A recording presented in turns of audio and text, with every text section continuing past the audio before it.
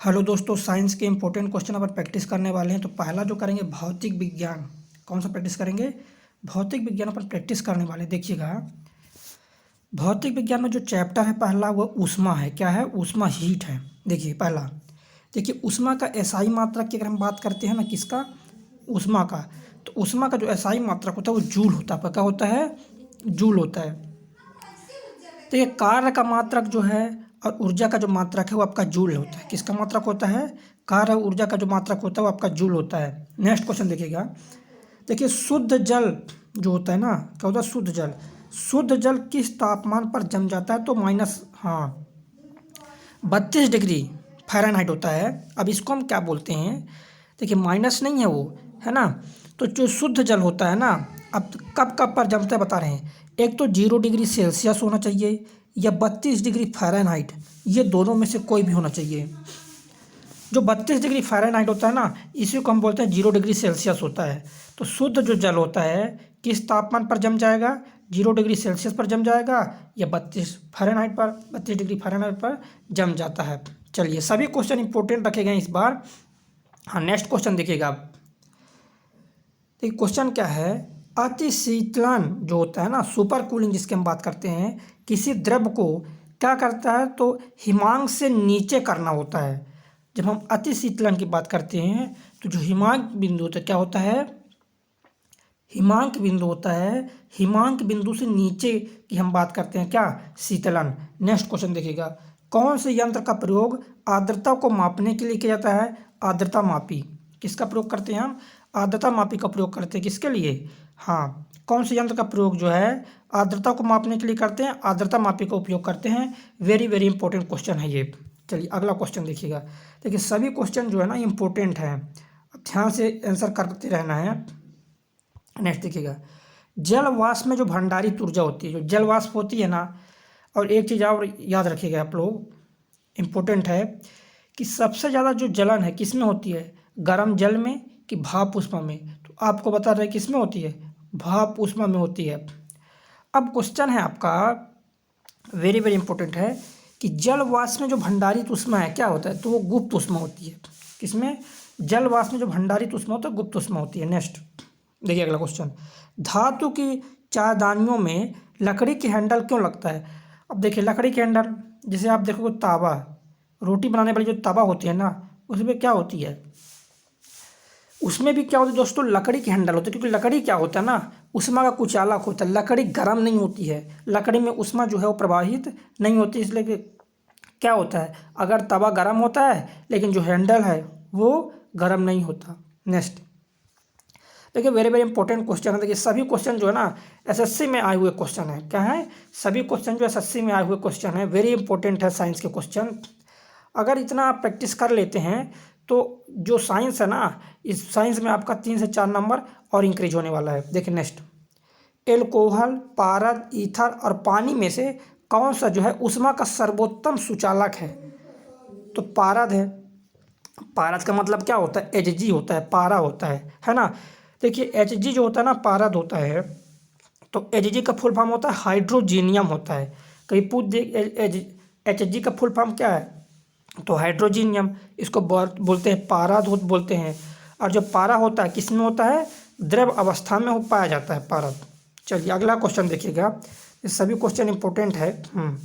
Next question आपका है, next question है कि भीषण सर्दी में ठंडे देशों में पानी की जो पाइपें वो फट जाती है। तो इसका कारण क्या होता है कि ठंडी के समय क्या होती है, पानी जो है ना जमता है, और जब पानी जमता है तो पानी फैलता है।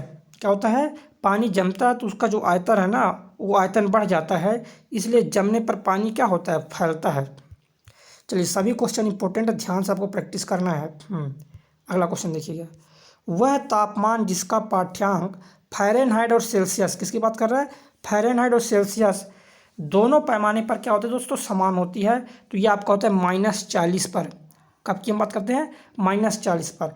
अब समझिएगा, एक फ़ारेनहाइट होता है ना, फ़ारेनहाइट में क्या होता है? न्यूनतम की अगर बात करेंगे तो फ़ारेनहाइट में न्यूनतम होता है 32 फ़ारेनहाइट होता है न्यूनतम। 32 डिग्री फ़ारेनहाइट न्यूनतम होता है फ़ारेनहाइट में।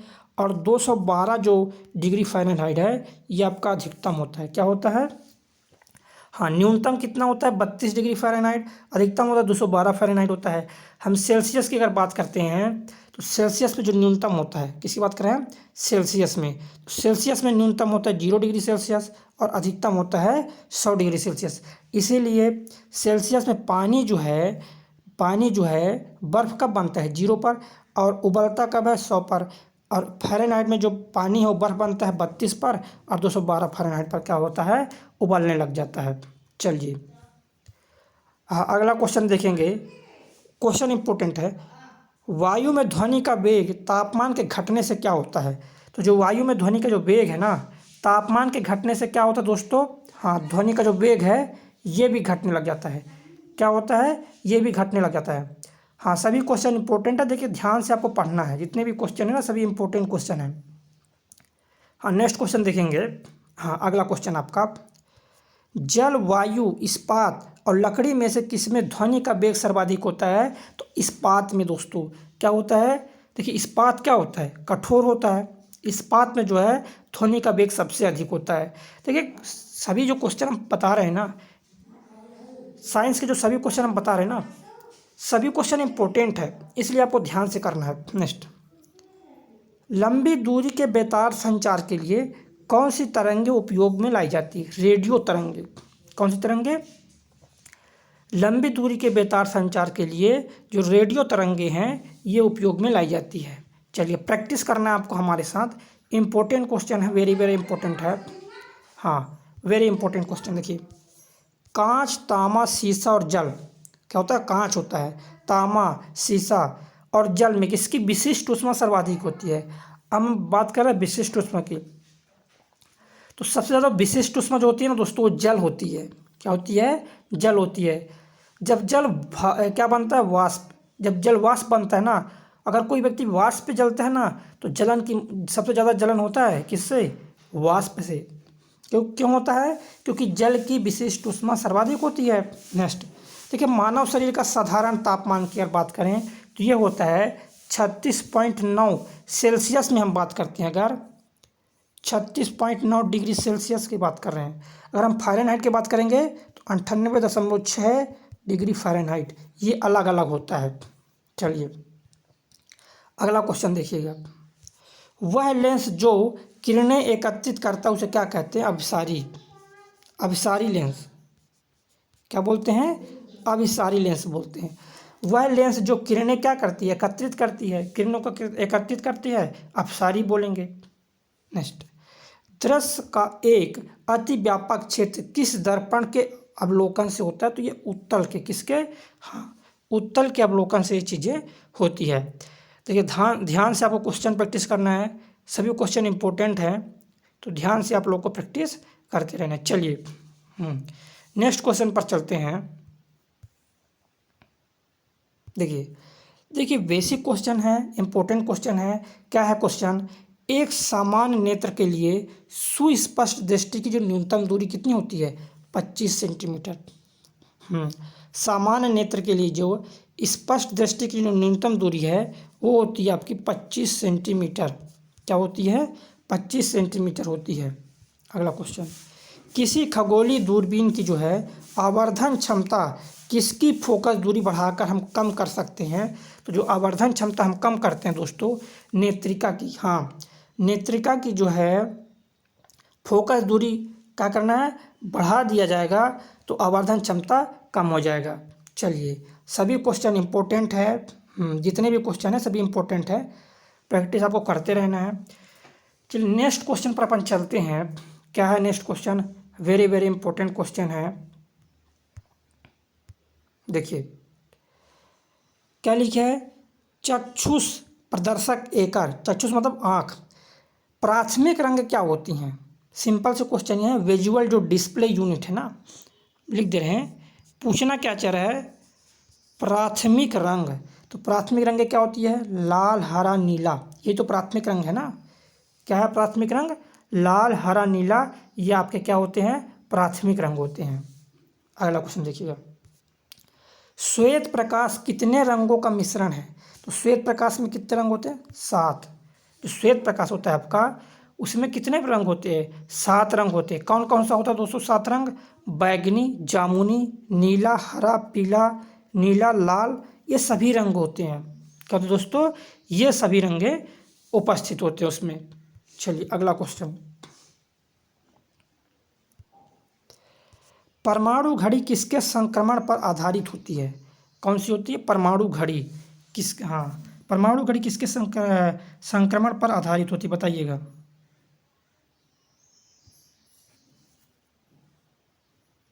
परमाणु घड़ी जो है किसके संक्रमण पर आधारित होती है? चलिए बताइए। तो ये परमाणु घड़ी जो है ना सीजियम, किसके? सीजियम के संक्रमण पर आधारित होती है। कौन? परमाणु घड़ी। चलिए नेक्स्ट क्वेश्चन देखिएगा। देखिए सभी क्वेश्चन यहाँ इंपॉर्टेंट है, जितने भी क्वेश्चन लेंगे सब इंपॉर्टेंट है। देखिए नेक्स्ट क्वेश्चन, कौन सा दर्पण सदा उस वस्तु की छोटी छवि बनाएगा जो उसके सामने रखी? देखिए छोटी छवि कौन बनाता है? उत्तल दर्पण। बड़ी छवि कौन बनाता है? तो बड़ी छवि आपकी बनाएगा कौन? अवतल दर्पण। अगर सामने रखोगे किसके? उत्तल दर्पण के अगर आप सामने रखते हो तो सदैव छोटी छवि बनाएगा। नेक्स्ट, अवतल लेंस से हमेशा कौन सा प्रतिबिंब बनता है? तो जो आपका अवतल लेंस है उससे आभासी और सीधा प्रतिबिंब बनता है। कैसा बनेगा? आभासी और सीधा बनेगा, अवतल लेंस से। इंपॉर्टेंट क्वेश्चन है। नेक्स्ट क्वेश्चन देखिएगा, आजकल सड़कों पर रोशनी के लिए प्राय पीले लैंपों का प्रयोग किया जाता है। उन लैंपों में से किस गैस का प्रयोग किया जाता है? उन लैंप पे जो नियॉन गैस का, किस गैस का प्रयोग करते हैं हम? नियॉन गैस का प्रयोग करते हैं।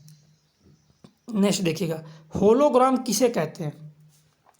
तो आपका जो होलोग्राम होता है एक त्रिविमीय छवि के पुनर्उत्पादन के लिए जो हम फोटोग्राफिक रिकॉर्ड करते हैं उसको बोलते हैं होलोग्राम। क्या बोलते हैं उसको? होलोग्राम बोला जाता है। नेक्स्ट अगला क्वेश्चन, प्रकृति में सबसे सशक्त बल, प्रकृति में सबसे सशक्त बल क्या होता है? नाभिकीय बल होता है। क्या होता है?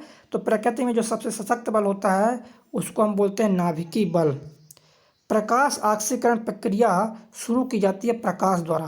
किसको द्वारा? हम हाँ देखिए, प्रकाश ऑक्सीकरण बोला है तो प्रकाश ऑक्सीकरण जो है वो प्रकाश द्वारा ही शुरू किया जाएगा। अगला क्वेश्चन, पारदर्शी जो है ना इसको हम बोलते हैं पेरिस्कोप। क्या बोलते हैं? पेरिस्कोप किस सिद्धांत पर काम करता है? परावर्तन के सिद्धांत पर। कौन दोस्तों? पेरिस्कोप जो होता है किस सिद्धांत पर कार्य करता है? तो परावर्तन के सिद्धांत पर कार्य करता है। कौन? पेरिस्कोप। अगला क्वेश्चन देखिए, प्रकाशी फाइबर किस सिद्धांत पर कार्य करता है? तो जो आपका प्रकाशी जो फाइबर होता है पूर्ण आंतरिक परिवर्तन के सिद्धांत पर। किस सिद्धांत पर? पूर्ण आंतरिक परिवर्तन के सिद्धांत पर कार्य करता है प्रकाशी फाइबर। नेक्स्ट देखिएगा, ऑप्टिकल फाइबर का जो आविष्कार तो नरेंद्र कपानी ने किया। किसका? देखिए इंपॉर्टेंट क्वेश्चन है, ऑप्टिकल फाइबर किसका? ऑप्टिकल फाइबर का जो आविष्कार किया है नरेंद्र कपानी के द्वारा ये किया गया है। नेक्स्ट, प्रकाशिक तंतु का प्रयोग किसके लिए किया जाता है? किसका प्रयोग? प्रकाशिक तंतु का प्रयोग किसके लिए करते हैं? संचार सेवा के लिए। किसके लिए करते दोस्तों?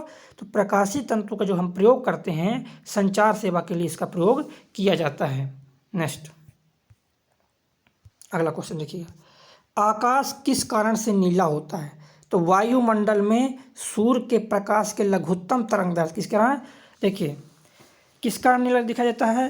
तो कम तरंग दैर्घ्य के कारण। कहाँ पर? वायुमंडल में सूर्य के प्रकाश का कम तरंग दैर्घ्य के कारण ये चीज़ें होती है। नेक्स्ट देखिए, पृथ्वी पर दूरस्थ वस्तुओं को देखने के लिए हम किसका प्रयोग करते हैं? पार्थिव दूरदर्शी। किसका प्रयोग करते हैं? पार्थिव दूरदर्शी का प्रयोग हम करते हैं। वेरी वेरी इंपॉर्टेंट क्वेश्चन है। नेक्स्ट, फाइबर ऑप्टिक्स किस सिद्धांत पर काम करता है?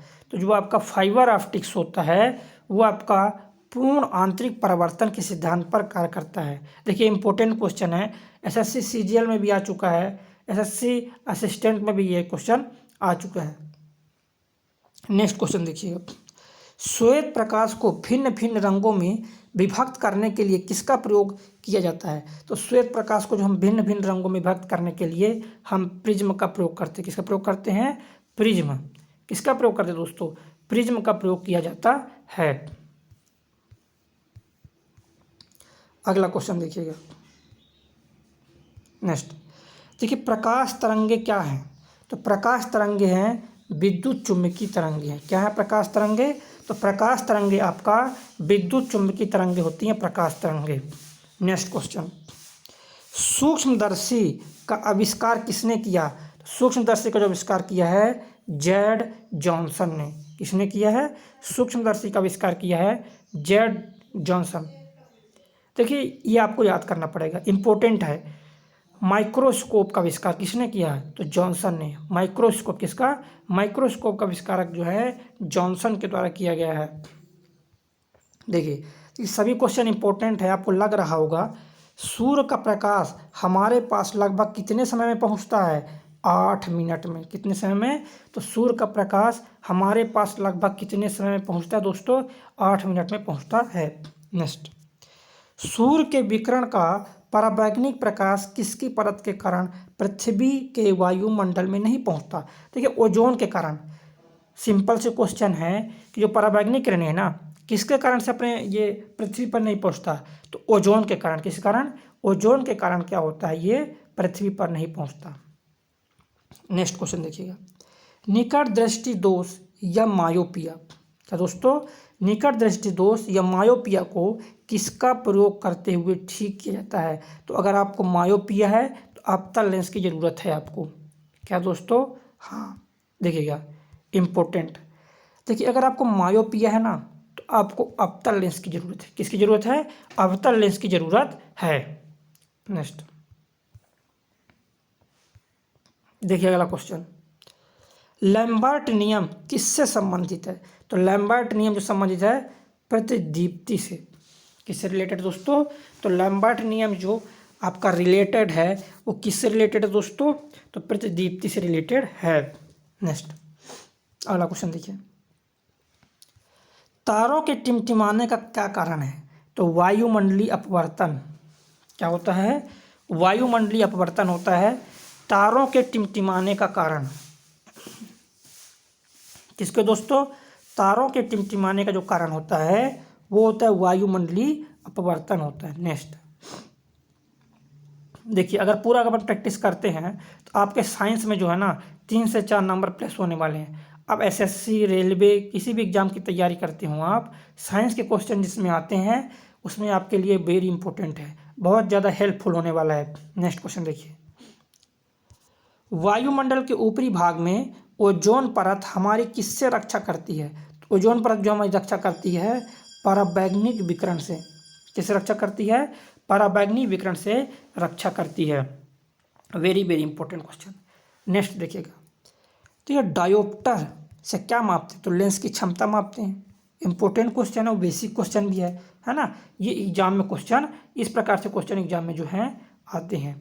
तो और डायोप्टर से क्या मापते हैं? लेंस की क्षमता मापते हैं।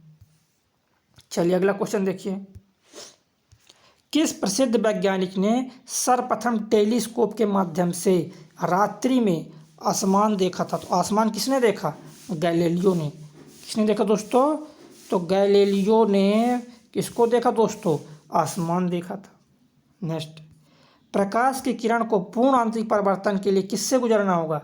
तो पूर्ण आंतरिक परिवर्तन के लिए सघन माध्यम से विरल माध्यम में गुजरना होगा। क्या होगा दोस्तों? प्रकाश को पूर्ण आंतरिक परिवर्तन करना है तो सघन से विरल में। देखिए कांच सघन होता है, जल विरल होता है उससे, तो कांच से किससे? कांच से जल में गुजरना होगा।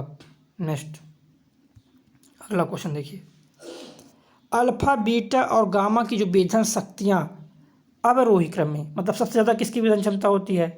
तो भाई सबसे ज़्यादा वेधन क्षमता होती है लैम्डा की, फिर बीटा की, फिर होती है अल्फा की। गामा की सबसे ज़्यादा होती है। सबसे ज़्यादा किसकी होती है? गामा की। फिर उससे कम होती है बीटा की वेधन क्षमता, फिर सबसे कम होती है अल्फा की वेधन क्षमता। देखिए अधिकतम जैविक क्षति कौन करता है? गामा किरण। भाई गामा किरण जो होती है ना हड्डी को भी आर पार कर जाती है। किसको? हड्डी को आर पार कर जाती है। कौन? गामा किरणें। सबसे ज़्यादा क्या सबसे ज़्यादा जो जैविक क्षति होती है वो होती है आपके गामा किरण से। किसके किरण से? गामा किरणों से सबसे अधिक क्षति होती है। नेक्स्ट देखिएगा, किस विकिरण में सबसे कम तरंगदैर्ध्य, सबसे कम तरंगदैर्ध्य जो होता है ना किसमें होता है? गामा किरणों में। किसमें? गामा किरणों में सबसे कम तरंगदैर्ध्य होता है। ये इंपॉर्टेंट क्वेश्चन है। नेक्स्ट अगला क्वेश्चन देखिए, मानवों में ध्वनि, क्या दोस्तों, मानवों में जो ध्वनि होती है वो कहाँ से निकलती है? तो कंठ द्वारा उत्पन्न होती है ध्वनि। कहाँ से उत्पन्न होती है ध्वनि? तो ध्वनि उत्पन्न होती है कंठ के द्वारा। नेक्स्ट, गर्भाशय में शिशु के विकास की जानकारी हेतु, जो गर्भाशय में शिशु के अगर हमको विकास की जानकारी प्राप्त करना है कि शिशु किस अवस्था में है, तो अल्ट्रासाउंड द्वारा प्राप्त किया जाता है। किससे? अल्ट्रासाउंड से प्राप्त होता है। किससे प्राप्त होता है? अल्ट्रासाउंड से। नेक्स्ट क्वेश्चन देखिएगा, आर्द्र वायु में ध्वनि का वेग शुष्क वायु की तुलना में अधिक होता है, क्योंकि आर्द्र वायु में क्या होता है दोस्तों? आर्द्र वायु में शुष्क वायु की तुलना में जो है घनत्व कम होता है। क्या होता है? शुष्क वायु की तुलना में जो घनत्व होता है वो आपका क्या होता है दोस्तों? कम होता है। घनत्व क्या होता है? तो घनत्व आपका कम होता है। नेक्स्ट, पराबैंगनी किरणों में ऊर्जा किसकी अपेक्षा अधिक होती है? देखिए हाँ देखिएगा, जो पराबैंगनी किरणों में ना अवरक्त किरणों से अधिक होती है। किसमें? पराबैंगनी किरणों में। किसमें अधिक होती है? पराबैंगनी किरणों में अवरक्त किरणों से भी अधिक होती है। नेक्स्ट देखिए, जल उपचार में पराबैंगनी किरणों का प्रयोग किस रूप में किया जा सकता है? किसमें दोस्तों? जल उपचार में जो है पराबैंगनी किरणों का जो प्रयोग है किस रूप में किया जाता है? रोगाणुनाशक के रूप में। किसमें? रोगाणुनाशक के रूप में किया जाता है। नेक्स्ट देखिए अगला क्वेश्चन, एक्स किरणें, देखिए क्वेश्चन क्या दोस्तों, एक्स किरणों के तरंगदैर्ध्य को मापने के लिए, किसके लिए? एक्स किरणों के तरंगदैर्ध्य को मापने के लिए कौन से उपकरण का प्रयोग किया जाता है? तो कहता है ब्रेग स्पेक्ट्रोमापी। किसका प्रयोग किया जाता है दोस्तों? ब्रेग स्पेक्ट्रोमापी का प्रयोग हम करते हैं। अगला देखिए, रडार का प्रयोग किस लिए किया जाता है? तो रडार का जो प्रयोग किया जाता है दोस्तों दूरस्थ वस्तुओं की पहचान करने और उनका पता लगाने। किसके लिए? दूरस्थ वस्तुओं को पहचान करने और उनका पता लगाने के लिए किसका प्रयोग करते हैं हम? रडार का प्रयोग किया जाता है।